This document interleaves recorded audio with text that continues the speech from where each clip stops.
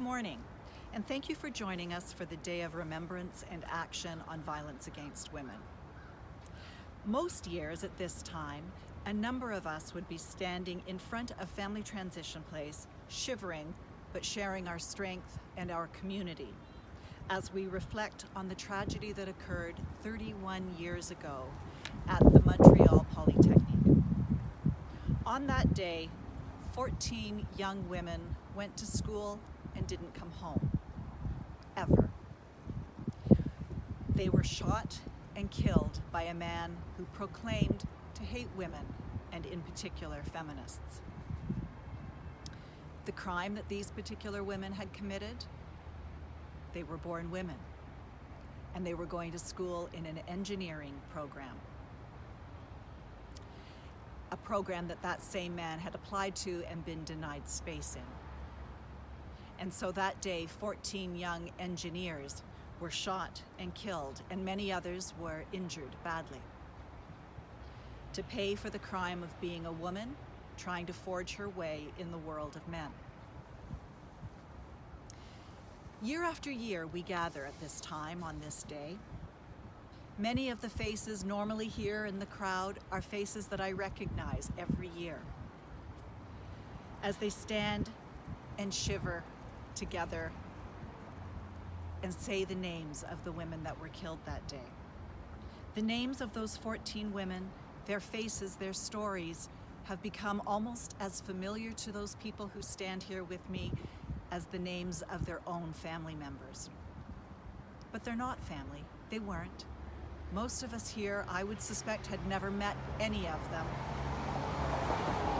Some who stand here hadn't even been born when this event happened.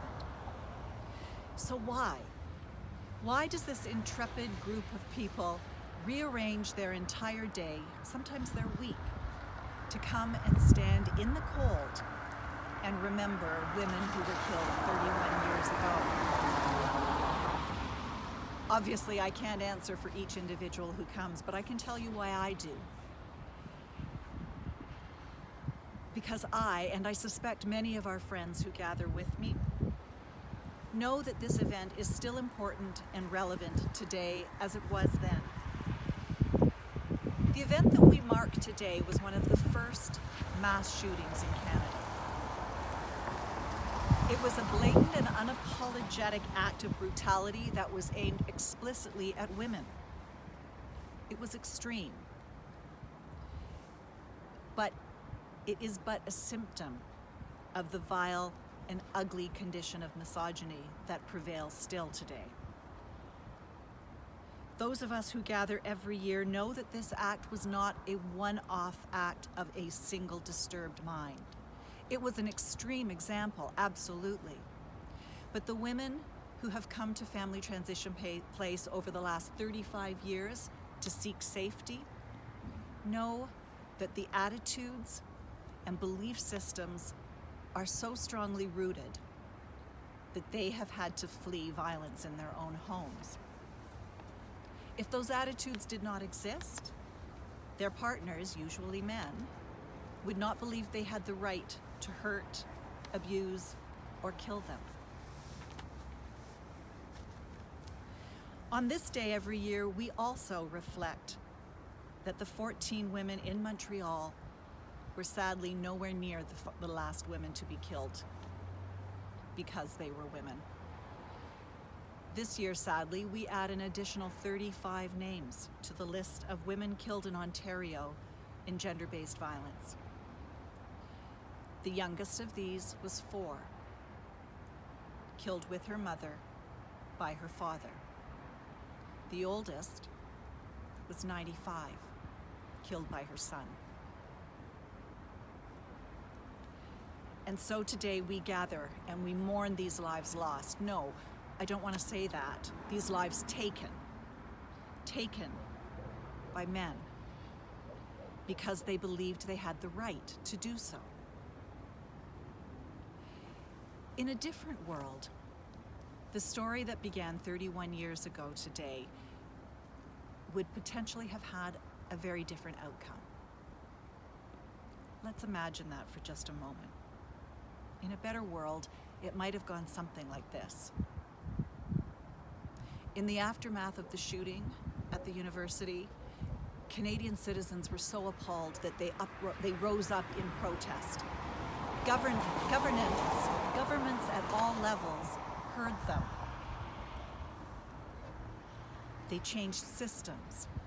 They embedded programs. They made sure that universal childcare was available. They made sure that there were places for women's voices in governments, at boardroom tables, and in corporations. Boards of education embedded programs for healthy relationships, respect, self-esteem right into the curriculum.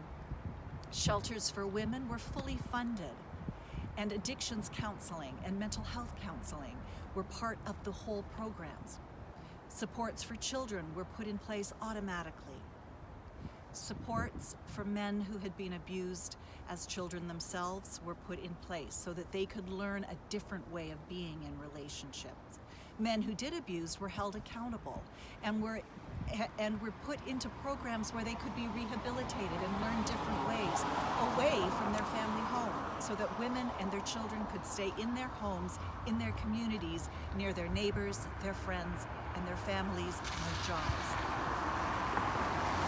Over time, shelters for women slowly became obsolete and went out of business because violence against women no longer was such a threat. 31 years later, I stand here on the Family Transition Place grounds. This organization has been in business for 35 years, and we're going strong. In fact, our job security has never been higher, because the women who need safety, support, and yes, they need hope, just don't stop coming to us. This year in particular, violence against women is even more of a heightened concern, as lockdown because of the virus has placed abuser and abused in close quarters with very little respite and very little place to go for safety. At the same time, shelters all across the country have had to decrease the number of available spaces they have had because we have to maintain physical distancing to ensure the health and safety of our clients and our staff. Just as an example, at this time last year, we had 63 women and their 56 children had stayed with us. This year, we have had 36 women with 21 of their children.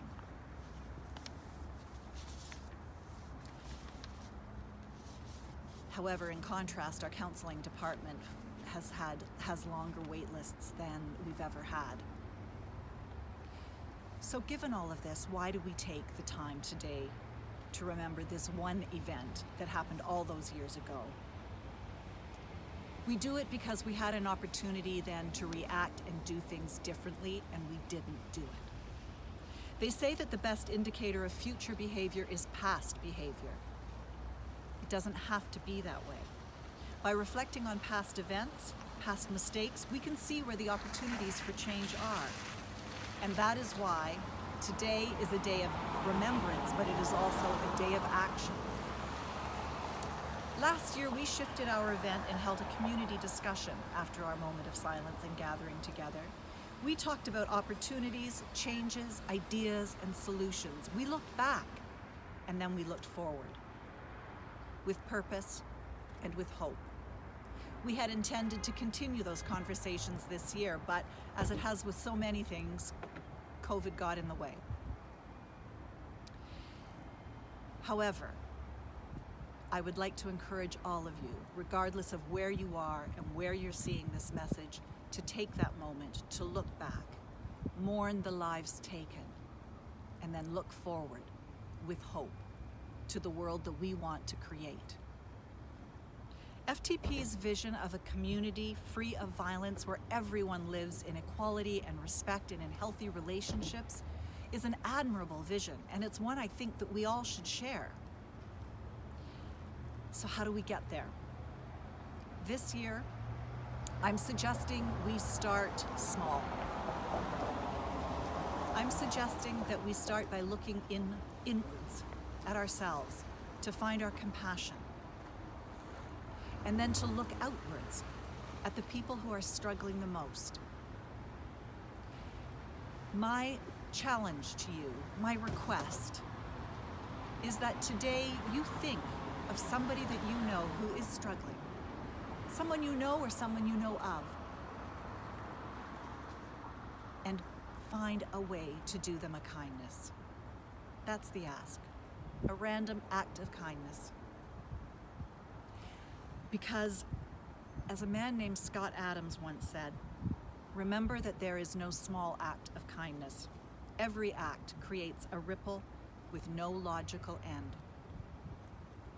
I know a man who once shared with me that he had been about to end his life when a phone call from a concerned, kind person changed his mind. He's still with us. We just don't know. The kind act that you do today may just save a life. At the very least, it's going to brighten a day.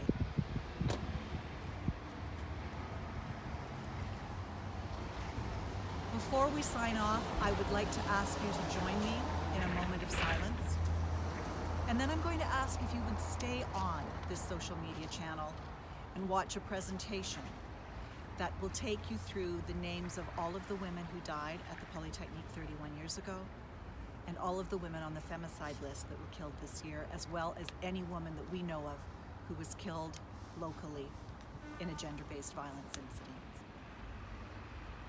It's a little hard to watch. It takes a few minutes. Personally, I feel we owe them that. Thank you. Stay safe, stay well, and stay hopeful.